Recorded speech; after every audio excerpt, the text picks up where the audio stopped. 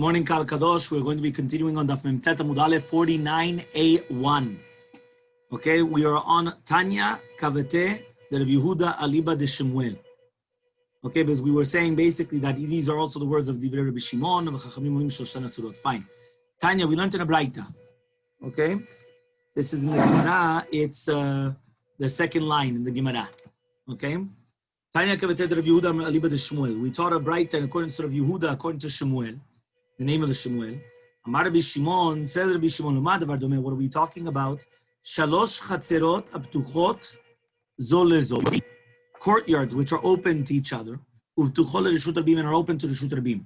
Evu shtayim imemtzait, if the two of them did the eruv with the middle one, so each one could bring mitoch beto ve'ochelet, and there's no problem.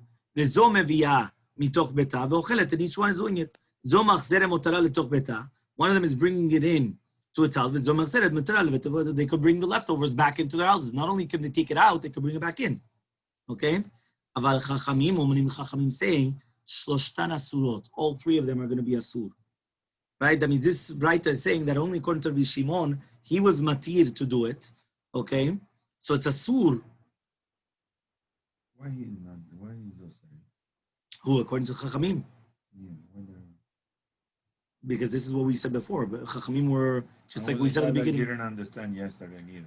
Okay, fine. So Rashi says, if you look in the second explanation, he says that shalosh chatzerot are going to be asurim zeh mizeh, but each one is going to be permitted on their own because en benei chatzer achat tzrichim la'avor derech chatzer acheret kedei latzet b'reshut rabim mikevan shekulam ptuchot l'reshut rabim, which means that even though they're connected because of a that's what we're saying over here, at the end of the day, I don't need anybody else. And the fact that I don't need anybody else was I could go straight to the Reshut Rabim without going to the other fields, without going to the other chatzerot, the other courtyards. So therefore, everything's going to be asur. That's a shita of Chachamim. Okay? So I cannot transport from the three of them that are completely connected and they have an eruv among them. Yeah. Let me see if we have That's pictures. a gezerah, I would say. I don't understand. I don't see the reasoning, but I call it as a gezerah. Yeah, this is Memtet Amud Aleph. Right here, this is... no, there's nothing. There is here. Here it is.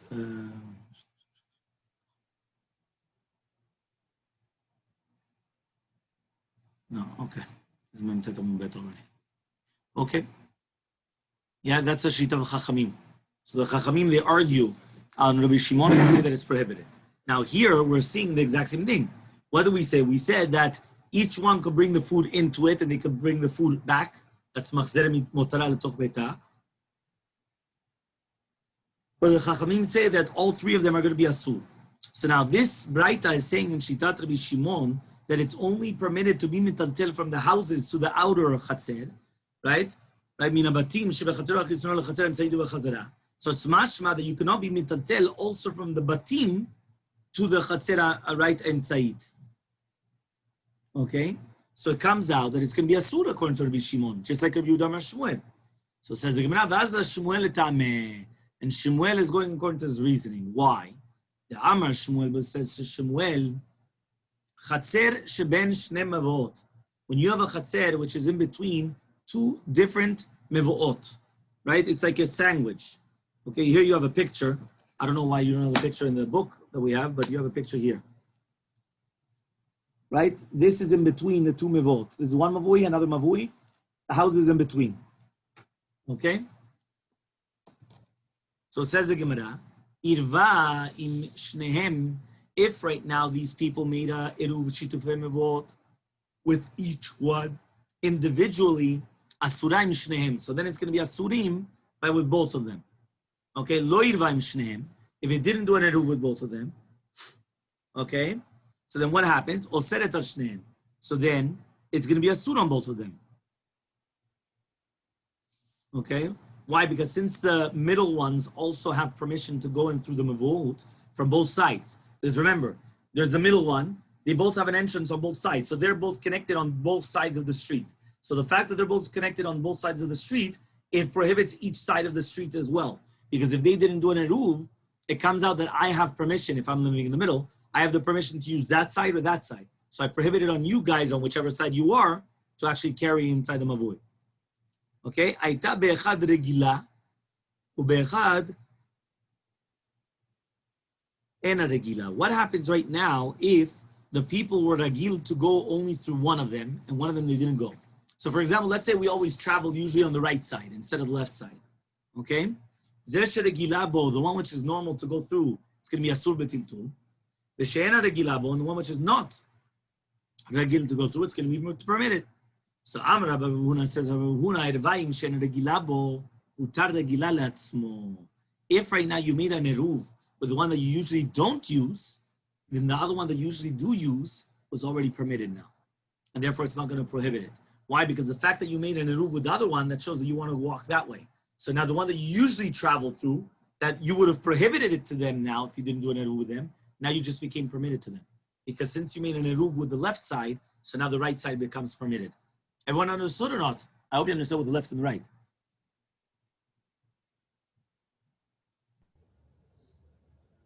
Yeah, everyone understood? No, I didn't. No. No? Richard, you understood? No. One more time. Everyone saw the picture that I just showed you? Yes. You have a group of houses in a chatzer on the left, a group of houses in the courtyard on the right, and a group of houses in the courtyard in the center, in the middle. Right? Yes, that was the picture that I showed you. Exactly, Richard, that picture. Okay? So now what happens? What happens is that the middle ones, they have an entrance on both sides of their courtyard, which means they connect to both streets. It's like, for example, I'm going to tell you that the post office is connected to Collins and to Harding, right? They are the middle ones. You have the people that are living on the beach, that's like the left side. You have the people which are living on Surfside, which is the right side. And then you have the middle, which is the entire mall strip or the entire, the shopping, strip over here. So that they're connected on both sides. Okay, so now, says the Gemara, the fact that they have connection on both sides, they prohibit both mavuis. Both streets become prohibited because of the middle. Because since the middle, right, didn't do an eruv with them, they prohibit their usage. Now, what happens though if you're accustomed to only going on one side? Let's say I always travel on Harding and not on Collins. So then what happens is it's a different halakha. Because now what we're trying to say is that the one which is ragilbo is actually prohibited. But since I usually go that way, so now I just prohibit it onto them. The one that I usually never travel is permitted for them to use that mavui. There's no problem whatsoever. So now says the Gemara, what happens if I made a shituf mevo'ot with the one that I usually do not use? So he says in such a case, the fact that I did shituf mevo'ot and the one that I usually don't use, now I permitted the one that I usually do use to the other side, even though I didn't do an eruv. And the reason why is because the fact that I made an eruv with the ones that I don't usually travel through, I expressed my mind that I want to travel there. By doing that, I switched the status quo that now I'm traveling through there. Now the other side becomes permitted for the other side to use it. Now it becomes clear? Got it, yeah. Okay. Richard, which part don't you understand? Not allowed to talk. Okay, fine. Okay. Very good. Fine. So says the Gemara. Okay. Amar Rabba Baravuna Irvai Meshena Regila Bo Regila Leatzmo. Fine. Hutar Regila Leatzmo. The Amar Rabba Chana says Rabba Baravuna Mashmuel Im Irvao Regila Leatzmo. If the regular one, right, he didn't have an eruv to themselves, okay.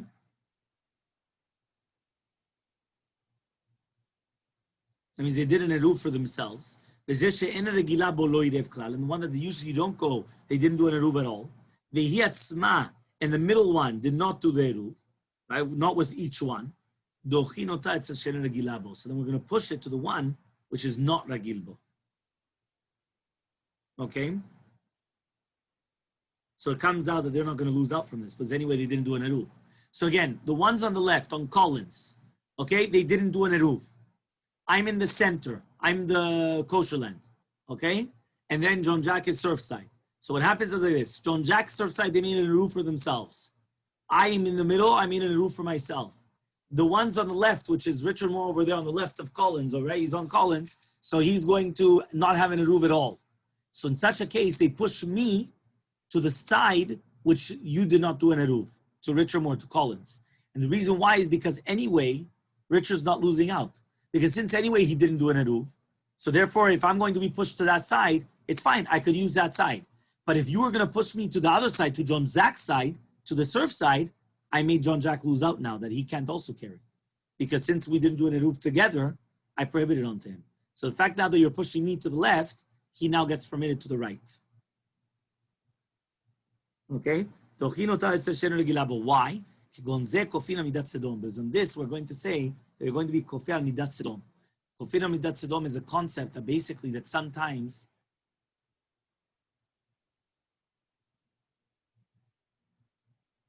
sorry, I wasn't sure if you were showing me something or not. Okay.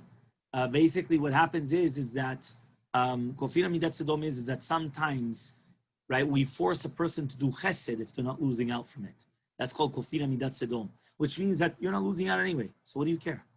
You might as well do chesed. That's called Kofi al Midat Sedom. Okay, because that's what's happening here. I'm in the middle. I could technically tell you, listen, I don't want to go on the left side. I don't want to go to Collins. I want to go to Harding. But if I go on Harding, I mess up John Jack. So then they could force me to go on the other side in Collins so I don't mess him up because Kofi al Midat Sedom. At the end of the day, what you're not losing anything. Okay? So I'm going to view the Shmuel says,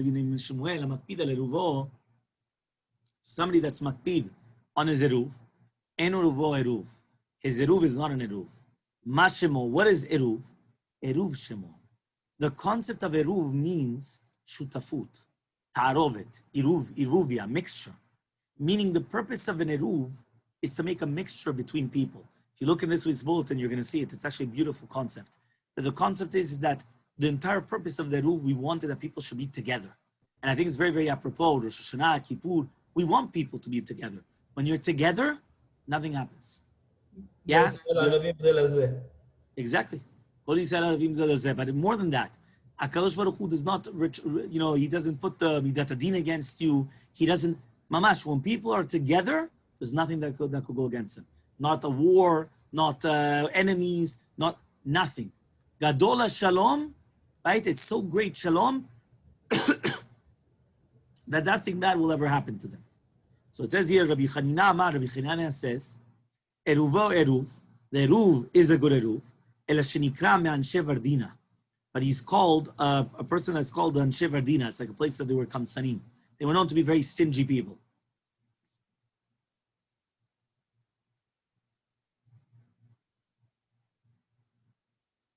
Here it says that even if there was an Eruv, they were very strict on each other, and therefore there wasn't any type of a connection between them. Fine. If you're going to come and you're going to divide the Eruv, right, and put it in two different utensils, it's not an Eruv. So it says the Gemara, who's that going? Like Kibet Shammai. The Tanya was learned to the Braita, Chamisha shegavu et Eruvan. They have 5 people that they collected the Eruv, and they put it into 2 different utensils. Bet Shammai say it's not a good Eruv. Bet Hillel says that it is a good Eruv. So says the Gemara, no. Afilu tema Bet Hillel, you could even say this is according to Bet Hillel. Adkan lo kamani Bet Hillel hatam. When did Bet Hillel over say that it's going to be kosher? Ela demalyin lemana vayitar. He says that you filled up one of the utensils and then there was still left over, so you have to put in another utensil. Aval heicha, but in such a case, the palge miflag that you purposely divided the cup into 2, no, even Bet Hillel say that it's not a kosher eruv. So says the Gemara, v'tarti lamali. Why do I need these 2 different halachot of Shmuel? So says the Gemara, tzich, I need it. Why? Yes, if we only would have taught the Mishnah in the first case where one of the shutafim are makpidim, that the other people are not going to eat his portion, Yishum the kapi, because he's makpid. He's very strict. But in our case, we're just stunned, they separated into 2 utensils, but they're not makpidim. I would say that there's not a problem. But yes, if it was only written in our case of this dividing it into 2, Shum the palgamifla, because they divided it. But over there, but they didn't divide it, right? But rather it was just that each one is makpid to have it separately. I would say no. That's why you need both cases. Amale Rabbi Abba Rabbi Yehuda says Rabbi Abba to Rabbi Yehuda. Vema atzarta de Rabbi Zakai, right? In the Yekev of Rabbi Zakai. Here it says over here. Okay, there's a whole thing. What does this mean? Okay, so it says Niyamar Shmuel. Does Shmuel really say hacholeket ruven eruv that if you divide your eruv, it's not an eruv? Shmuel says bait shvanichim bo eruv and tzich litel lo tapat. Right, the one that they're actually placing the eruv, they don't have to put the eruv there, the bread there. That means the one that he has the Eruv in his house doesn't even have to put his own bread there. Okay? Ma'itama, what's the reasoning? La mishum damar, why isn't it? It's not because the Kevin the Manach Besalah, but since it's in his house, Keman the Manach Echadami, that it's like it's actually considered here, right? It's as if that it's already here. Hachanami, so to here, Keman the Manach Besalah, Keman the Manach Hachadami, that is considered that it's already here. Amalei, he said, no, Hatam over there, to do with the case of the Balabait, that they put the Eruv in his house, the Eruv is kosher, no pat, even though my tama, the kule hachadaire, because it's like everybody's living, right, in this house. And therefore, since everybody's living in this house, so therefore what happens is that in itself is already enough. Okay? Amar Shmuel says, Eruv mishum kinyan. An Eruv is because of a kinyan. V'im tomar, now if you're going to tell me, b'nei ma'in konin b'ma, why are they not going to come and acquire, right, with the ma? Mipnei she'ena mitzuya b'arvei Shabbatot. Because, right, it's not going to be mitzuya b'arvei Shabbatot. It's not going to be found in Erev Shabbat. Okay? So, heicha de Erev mihulikne, but okay, fine, but at least when they did the Ruv, at least they should acquire it. So it says, the Gemara, Shema yigzera shem yorum, it's a gzera, maybe they're going to say, ma'ikar, right, that the ma is ikar. Vezinin de lo shkiach ma, so maybe they're not going to find it. Lo atilu b'pat, they're not going to be able to do an Eruv with the bread. But then the bread is going to come, and it's going to make it even worse. Because then they're going to forget about the entire concept of the Eruv, and that's why they say that they don't want the money; they want the actual bread. Okay? Rabba says Eruv mishum dira. The reason why is because an Eruv is because of a dira, because they're living there. So therefore, even though they didn't purchase a part, right?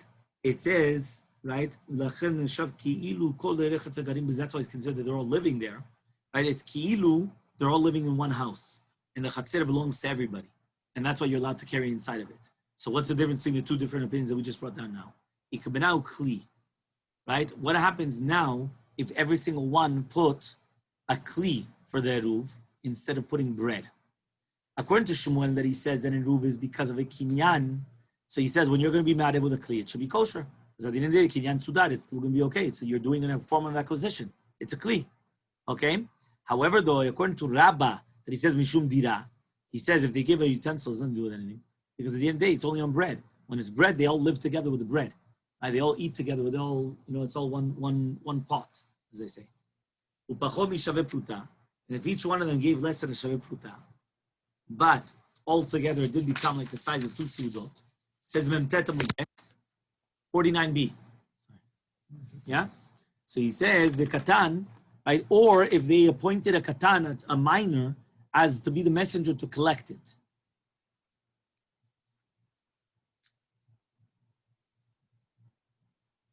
So that's another enough kamina. That if you're going to tell me that Eruv is because of a form of acquisition, so then there's no form of acquisition less than a shaveh pruta. But if it's because of dira, at the end of the day, because of a house, at the end of the day, they all have enough for the seudah, so it's already okay. Another one is a minor. If you're going to tell me an acquisition, a minor cannot do an acquisition. He cannot be a shliach for that. But if you tell me they all live together, he could. So those are three different nafkaminas between whether it's the Eruv is because of a kinyan or because of a dira. Okay? Fine. Amale Abai le Rabba, says Abai to Rabba. He comes, he says, Ledidach kasha, Shmuel kasha. There's a question against you and a question against Shmuel. Hatanya, we learned it right. If there are 5 people that they made the Eruv, even though they could come and they could take their Eruv to another place, right? One person could take it for everybody. Who knew the kakani v'tulo? But 1 second, he's the only one that's doing the kinyan, nobody else. So says the Gemara, the kadayid, who knew the kadayid v'tulo? Says he's the only one that's going to be considered that he's living there, but not anybody else. So says the Gemara Malay, he says, it's not a question to anybody. He's doing a messenger of everybody. So since he's acting as an agent on behalf of everybody, it's considered that they all did it. So it's okay. Says a Mishnah. Okay? Somebody that's traveling on the path, and it became nighttime. Yeah, when he's traveling to his house. Now he recognizes a type of a tree or a gader or a stones or whatever it is on the path, right? That he says that he knows that there's only 2,000 amot to his house. And he says, Shvitati tachtav. My shvita is underneath this tree. Lomar krum, it's nothing. Because basically it's not like a designated spot. right? He has to say which spot of the 4 amot does he actually want to acquire his. Here it has a picture, by the way. You see the tree? He's over here. He's over here. Sorry, I'm looking backwards. He's over here. The house is over here, and the tree's in the middle. So he comes and he says, his shvita is going to be here, because he knows that from here to his house is less than 2,000 amot, and he's within the 2,000 amot of the tree. So he says it doesn't help. Why? But since he didn't designate the exact space, it doesn't count. Okay? Shvitati bi'ikaro. If he says my shvita is in the ikar of the tree, the shortest, the geza, how do you say, the roots of the tree. So then he could go from where he is until the 2,000 amot. So then he could do it. He could walk to the tree, and then to the tree to the house. And then he comes out that he's actually traveling 4,000 amot, right, from nighttime. If he doesn't recognize the type of a tree or thing, or he doesn't know halacha, he says, where I am. So now, wherever he is, he gets 2,000 amot. Okay? Agulot. If right now it's going to be agulot, agulot just means that we're going like in a circle. Agulot. These are the words of Reb Chaim and Tignos. Chachamim say no merubaot. It's like a square, not a circle. Ketavla meruba, like a square tablet. So you gain the corners, which means again here you have the circle, and then you have the square. So they say the square in order that I gain this the corners of the circle.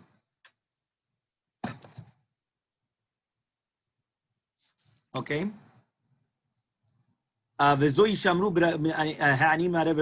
what we're talking about, where an ani does not have bread, but he's going to say he's going to be ma'arev beraglav. Amar Rabbi says but that's only a poor person. He doesn't have bread. The Amar Rabbi says no. Says no. The only reason why they said you could do bread is to be lenient on the rich person, that he doesn't have to go out and do it with his feet. But technically speaking, for sure you could do it just with your feet, and there's no problem whatsoever. So says the Gemara, what is the kavanah of the Mishnah when it says that if I say that I'm going to be underneath a tree that I didn't say anything, lo amar klum, amar Rav says lo amar klum kolikar, he didn't say nothing whatsoever. Ta'afilu letachtav shel ilan lo matzi azil. It says even underneath the ilan lo matzi azil, it says sulo lelecha b'Shabbat, even the 2,000 amot. Shmuel says lo amar klum lebeito. He didn't say anything to go into his house. Aval letachtav shel ilan matzi azil, but underneath the ilan, he could actually go. He could go underneath the tree, but he just can't go to his house. So it becomes as if that he's traveling with a chamor or a gamal, right? That he's going behind of it, whoever it is. The chamor is going in front of him, and the gamal is going behind him. Right? That he has to be okay, fine.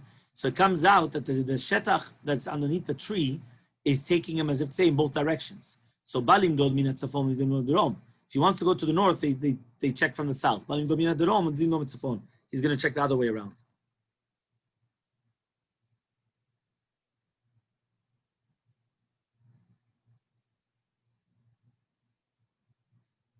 ואילו אם הוא רוצה למדוד את תחומו דווקא מן הצד הדרומי, כדי שהוא יוכל לחזור קצת לאחורה ממקום רגליו, שהוא מלכות בהם ממד דרומו, מן קצת צפוני של עניין, אם לא דווקא מסוף צפון. Right, basically he's being pulled by both directions. That's what the kavanah is to do with the chamor and the gamal, one in front, one in back. So he's being pulled by both directions. So the fact that he's being pulled by both directions, yeah, that's a picture, Richard. Very good. If you guys want, I'll show you the picture. I'm sure everyone has their notes scrolled on. So you're being pulled by both directions. Let me see the picture again. Yeah, this is the human being in the house. Human being in the house.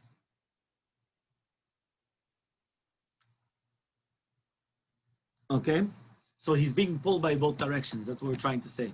So therefore, wherever he wants to go, we're going to go it the other way back. Meaning we're going to have to make sure that it's still from his backwards in order to go forwards. We don't just go from the tree forwards, we go a little bit backwards. Okay, and we're going to stop here, Bezrat Hashem. This will be for Sunday, Bezrat Hashem, and this will be the daf of really Monday, right, for the Yom Kippur, Bezrat Hashem.